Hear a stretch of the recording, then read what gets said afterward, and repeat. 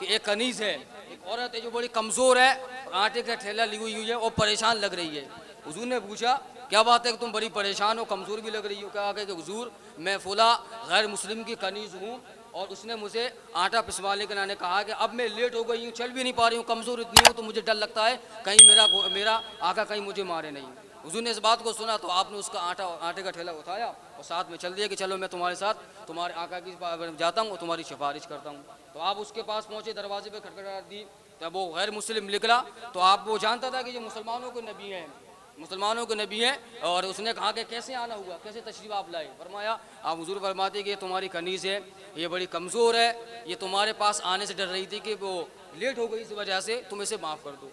कहा कि तुम आप मुसलमानों के नबी हैं? कहा मैं मुसलमानों का नबी हूँ। क्या क्या आज रात आपको मेराज हुई है? क्या आज रात आपको मेराज हुई है?